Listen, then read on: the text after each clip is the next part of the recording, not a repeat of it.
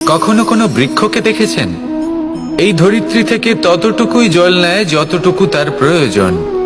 কোনো প্রাণীকে দেখুন, এই প্রকৃতি থেকে ততটুকুই খাবার গ্রহণ করবে যতটুকু তার খিদে রয়েছে। খিদে মিটে গেলে আর খাবে না।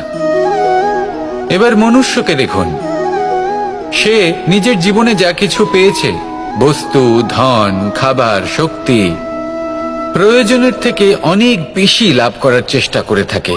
প্রয়োজনের থেকে বেশি যদি পেয়েও যায় তাহলেও তার কম মনে হয়। এবার এরকম ঠিক কেন হয়? এর পিছনের কারণ কি? কারণ হলো লোভ। লোভের আগুন কিছু এমন হয়, যদি মানুষের মনে একবার প্রজ্বলিত হয় তাহলে শুধু বাড়তেই থাকে। ততক্ষণ বাড়বে যতক্ষণ না আপনি নিজে তাকে বাধা দিচ্ছেন। তবে এই লোভের আগুন নিয়ন্ত্রণ করা সম্ভব। পরিমিতিবোধ।